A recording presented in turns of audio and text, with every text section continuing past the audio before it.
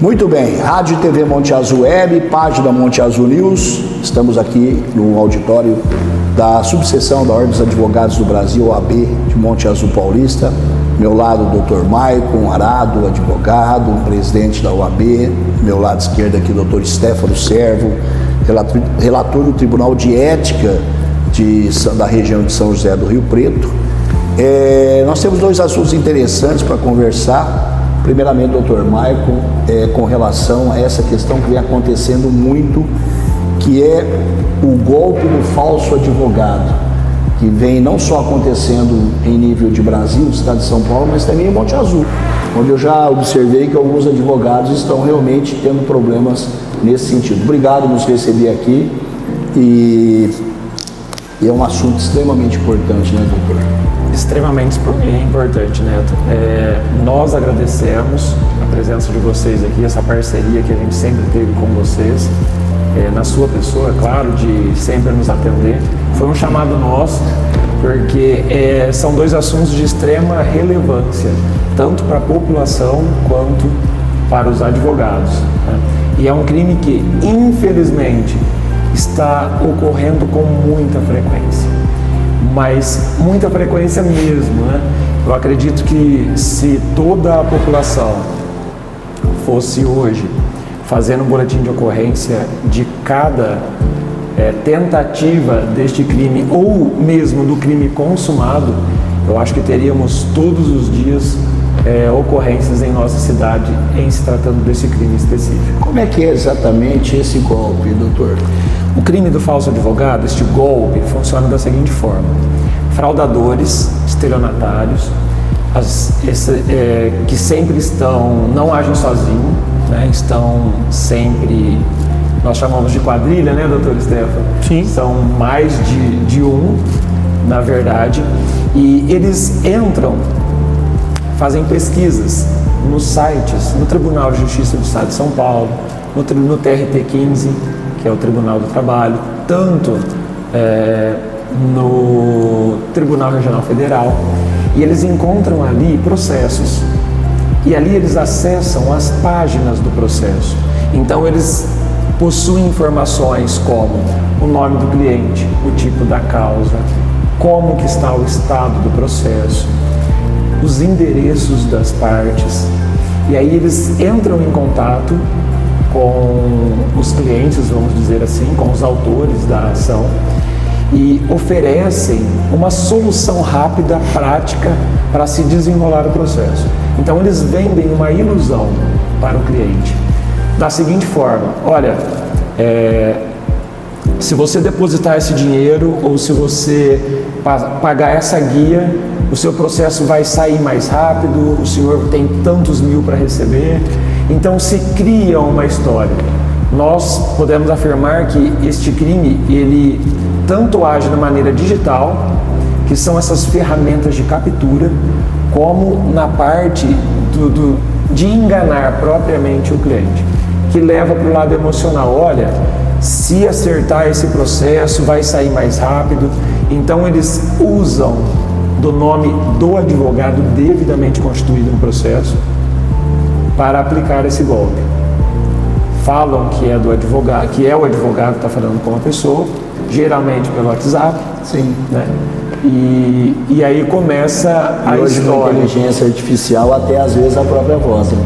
Às vezes a própria voz. Até estive comentando com o Dr. Stefano na semana passada que um caso específico aqui em Monte Azul extrapolou todas as barreiras. Determinada cliente entrou numa sala de audiência virtual com um fraudador se dizendo ser juiz, outro se dizendo ser advogado, outro advogado da parte contrária, e foram conduzindo como se fosse uma audiência virtual propriamente dita. Quer dizer, doutor Stefano, obrigado também por participar dessa entrevista. Os golpes estão cada vez mais bem elaborados, por isso a atenção também de quem recebe esse tipo de contato deve ser também cada vez mais criteriosa, vamos dizer assim, para ir não transferindo dinheiro à torta e direita, né? Na verdade, Neto, o que eu instruo aos meus clientes, primeiro, que eu não peço dinheiro para cliente nenhum. certo? Já é uma regra lá do meu escritório há anos de não pedir dinheiro. Se tiver que recolher alguma taxa, alguma guia, eu encaminho a guia para o cliente. Essa é uma regra que eu uso no meu escritório. Então eu já falo para ele, olha, não deposite dinheiro para ninguém, certo? E mesmo assim, um cliente meu, algum tempo atrás, ele foi ludibriado e acabou caindo numa dessa daí. E o que me deixa mais intrigado, Neto, que foi o seguinte: certa vez eu recebi de um cliente, estão passando por você de um telefone assim, assim e tal. Registrei um boletim de ocorrência.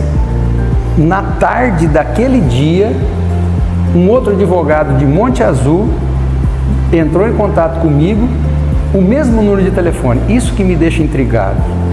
Você entendeu? Como que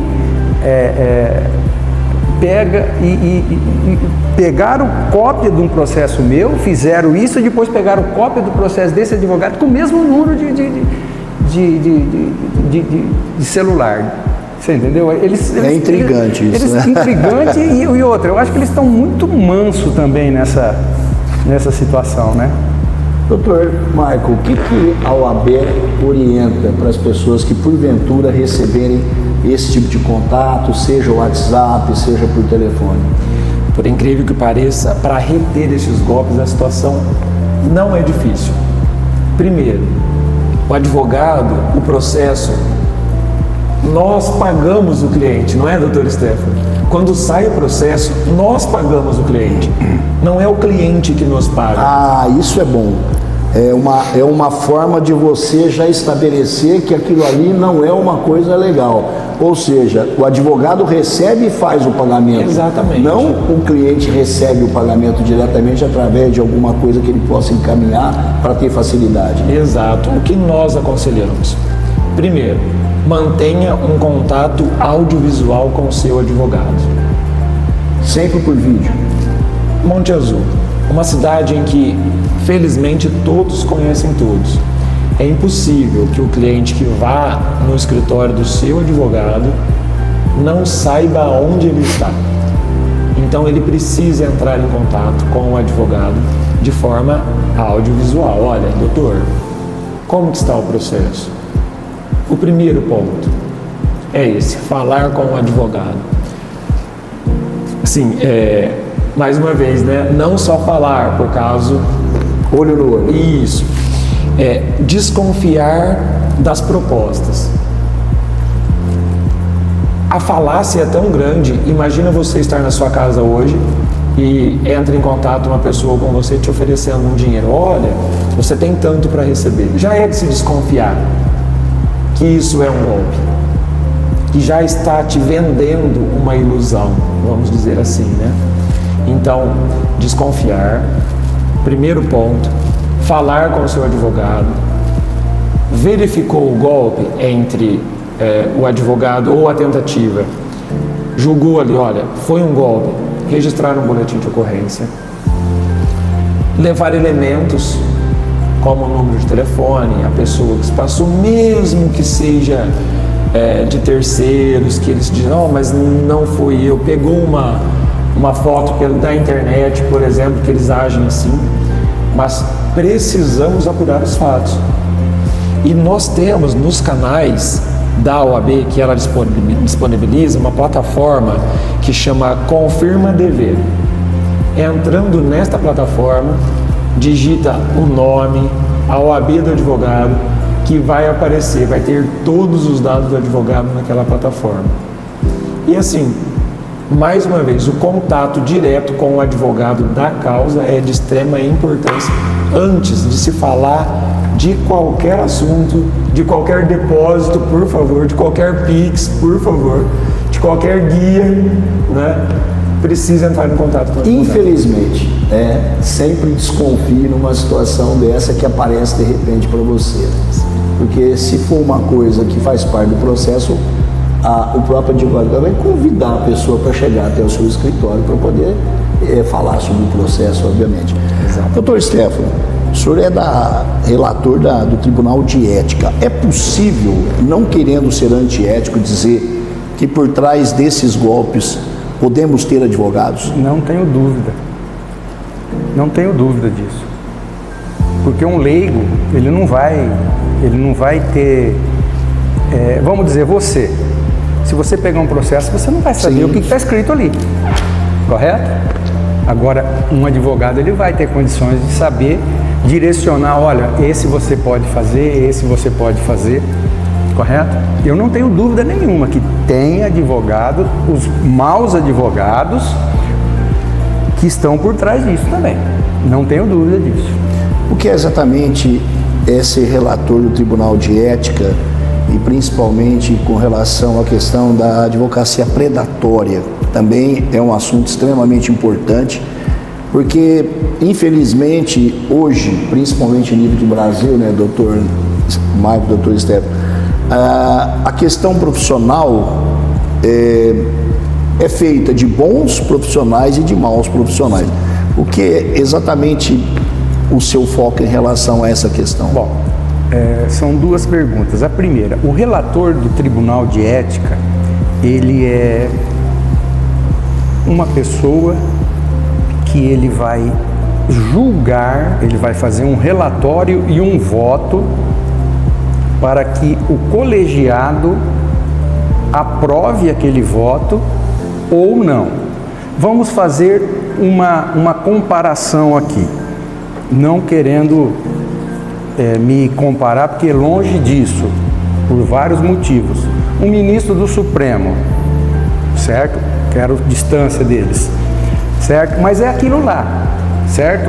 Chega um processo para o relator do tribunal, o relator vai ler o processo, certo? Bom, vamos começar. Todo o processo, ele inicia por um pedido daquela pessoa que se sentiu lesada ou ele entendeu que o que o advogado fez foi uma infração disciplinar, certo? Então ele faz um requerimento, junta nesse processo, nesse requerimento, o que ele entende que houve uma infração disciplinar. Aí esse processo, ele vai para o relator, certo? Aí o relator, ele vai ver se ele tem a admissibilidade ou não, certo? Olha, os fatos trazidos aqui, ele pode ser que houve uma infração ética disciplinar. Aí ele dá um parecer, chama parecer de admissibilidade. Aí ele fala, olha, eu entendo que houve infração ética pelo artigo 34, letra X, vamos supor. Aí aquilo lá volta para o presidente do Tribunal de Ética, aí ele dá um despacho acolhendo aquele parecer e aí inicia-se o processo. Esse parecer é como se fosse uma denúncia do Ministério Público, correto? Sim. E o despacho de admissibilidade é como se fosse um despacho recebendo a denúncia. A partir daí é um processo normal, que aí o advogado ele é intimado, ele é notificado para que ele venha apresentar a defesa e a versão dele, correto? Aí o processo tem seu trâmite, ele pode ou não ter uma audiência de instrução, certo? Depois dessa audiência de instrução, o advogado ele é intimado novamente para apresentar as alegações finais. Depois das alegações finais, esse processo vai para o relator, que no caso eu sou um deles, para exarar o relatório e voto. Aí eu vou ler o processo todo, certo? Aí eu vou, pela minha convicção, houve ou não infração ético-disciplinar. Se eu entender que houve uma infração ético-disciplinar, eu vou, faço o julgamento, certo? Aí estabelece, são 3 penas. Primeiro, censura, suspensão e a exclusão. Só que a exclusão não é nós do Tribunal de Ética que aplicamos, correto? A suspensão, ela primeiro a censura, são infrações menores, vamos dizer assim, certo? O advogado fica com registro no seu prontuário que ele teve uma censura lá porque ele praticou... Uma espécie de advertência. Uma advertência, assim. isso, Suspensão, dependendo o grau da gravidade da infração ética, ele pode ser suspenso de 1 mês a 12 meses e pagamento de 1 a 12 mensalidades, anuidades da OAB, correto? Agora, se o advogado tiver 3 suspensões transitadas em julgado, vamos dizer, o advogado X, ele tem 3 suspensões transitadas em julgado. Aí vem um 4º processo para mim, que eu entendo que houve a infração ético-disciplinar, eu vou atribuir a pena para ele que eu entendo correta e vou fazer uma ressalva. Olha, ele já teve 3 suspensões, encaminhe-se o processo para o Conselho Federal para excluir ou não. Correto? Porque nós não temos a atribuição para a exclusão. No caso, especificamente dessa advocacia predatória, isso é mediante denúncia? Mediante denúncia.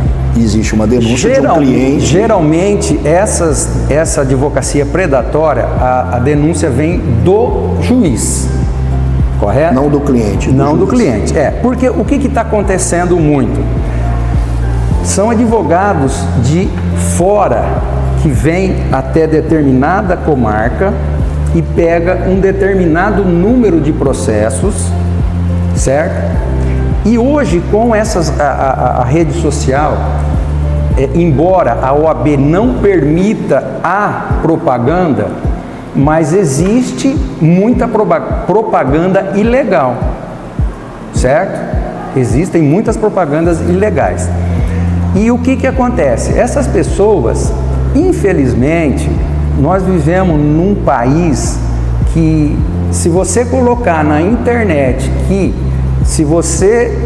olha, eu vou fazer um cálculo de financiamento vou reduzir os juros do financiamento do veículo. A pessoa, ela não entende que se os juros dela já está com juros menor, eles não entendem. Então, eles digitam lá, juros de financiamento de juros. Aí aparece diversos advogados que fazem esse tipo de serviço, porque eles fazem as propagandas na internet, correto? E aí o que acontece? Eles vão e fazem. Hoje, como você não precisa mais da conversa e da assinatura presencial, porque você manda o documento, a pessoa assina, muitas vezes o cliente sequer teve a conversa com o advogado, certo? Então ele nem sequer conhece o advogado. Então o que os magistrados estão fazendo? De repente chega um advogado aqui em Monte Azul que distribui lá 100 ações iguais. O juiz ele vai pegar e vai falar, peraí, tem alguma coisa errada aqui, né? Então ele pega, ele determina o oficial de justiça com um questionário, certo? Se ele conhece o advogado, se ele conversou, como que ele conversou, você entendeu? Um questionário desse tipo, correto? E aí, mediante essa resposta, ele encaminha para o Tribunal de Ética para você ver, a propaganda, ela está tão discriminada hoje que o presidente do Tribunal de Ética, ele instalou uma seção que só julga processos referentes a propagandas. Você entendeu? Porque antigamente era pulverizado no estado inteiro, vamos dizer, se tivesse um advogado aqui em Monte Azul fazendo uma propaganda, nós julgávamos em Rio Preto. Hoje já não. Se é uma propaganda irregular de um advogado aqui em Monte Azul, na hora que chega lá no Tribunal de Ética essa representação, automaticamente ela já vai para a 28ª turma, certo? Então a advocacia predatória é essa, você entendeu?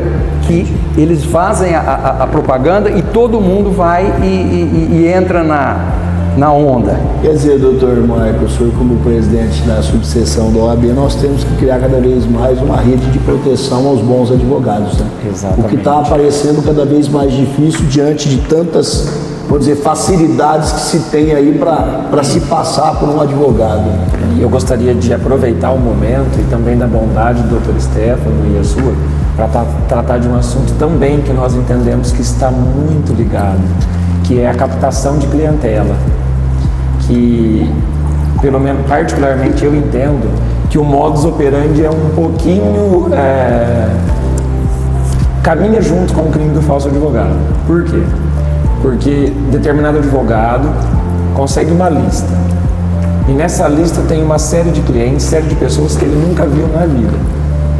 Aí ele liga para a pessoa, manda um WhatsApp para a pessoa e pergunta: olha, nós estávamos aqui dando uma olhada e nós verificamos que o senhor tem direito a determinada matéria. O senhor já entrou com o processo? E geralmente, né, Stefano, é juro, carta, a sua carta foi apreendida no bafômetro, isso ou aquilo, e aí se começa a vender um processo para o suposto cliente, e às vezes o advogado nunca nem viu a pessoa, não é, Stefano? É mais ou menos o que acontece. A pessoa vai na demanda, né? Naquilo que mais aflige, os juros, a questão de pensão, a questão mais contundente, vamos dizer assim. Né? Porque o que acontece? É aquela história do brasileiro, ele tendo a possibilidade de obter um lucro, ele não quer saber, ele faz. Você entendeu? Ele independentemente se é predatório ou não. Né? Então, o que acontece? Porque o predatório ele vai prejudicar o bom advogado, o advogado sério, com perfil. Porque né? o que acontece? Nós aqui em Monte Azul, vamos falar da nossa subseção, nós somos em mais de 150 advogados na subseção. Eu mudo de nome se não tiver um advogado aqui em Monte Azul, para não dizer que tem mais, que faça qualquer tipo de processo que esses advogados de fora vêm fazer aqui. Todos são capazes de fazer. Todos são capazes, todos, certo? Não há necessidade de pegar de fora. E principalmente quem você não conhece, né? Quem você não tem nenhuma informação. Né? Sim, e depois você vai receber, a pessoa vai pegar o seu dinheiro e vai sumir, aí você vai, e não adianta ir lá na OAB fazer, eu contratei um advogado, agora ele não me atende, o WhatsApp dele não atende, o celular dele não atende, e aí? A OAB, ela não Isso tem... é muito comum, doutor Marco, receber esse tipo de reclamação. Olha, vim aqui porque o advogado sumiu, pegou dinheiro e... Não, em vários escritórios sérios aqui de Monte Azul. O escritório do Dr. Stefano, eu tenho certeza que vai cliente lá para perguntar: olha, eu fiz o processo fulano de tal.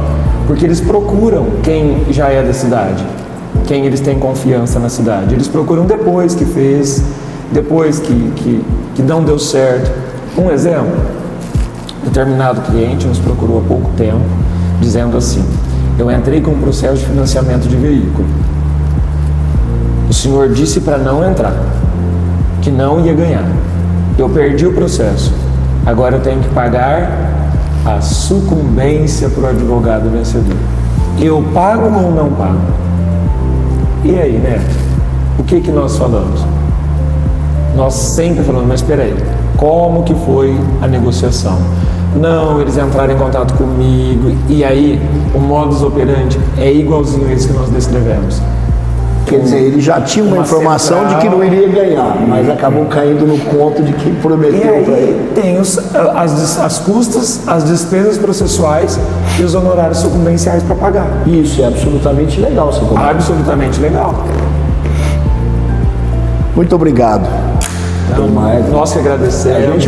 A gente vai organizar um debate. Fica à vontade. Deixa eu só fazer uma última... A gente vai organizar um debate ao vivo para falar sobre esses assuntos. Deixa eu só fazer a última colocação em relação à representação, certo?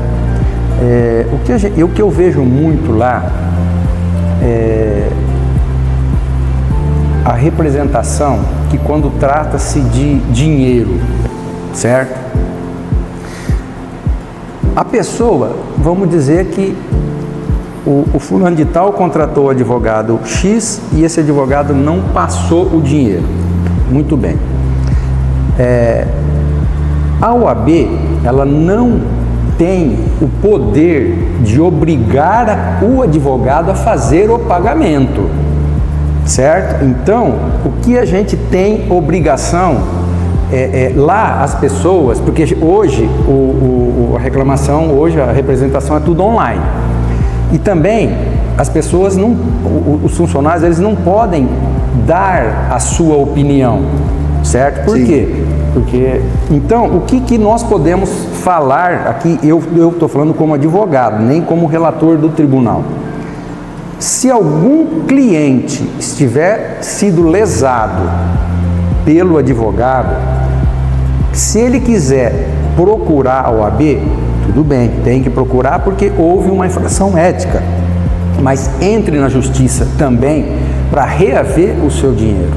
Não espere a OAB, porque geralmente, se esse processo ele demorar mais do que o prazo estabelecido pela justiça em devolver, se lá na frente ele for vencedor, vamos dizer assim, o advogado for condenado pela falta de ética, ele não vai conseguir reaver o dinheiro. Ele vai ter a satisfação de, olha, realmente o advogado ele vai pagar pelo erro, mas ele não vai reaver o dinheiro. Então, eu oriento nesse sentido.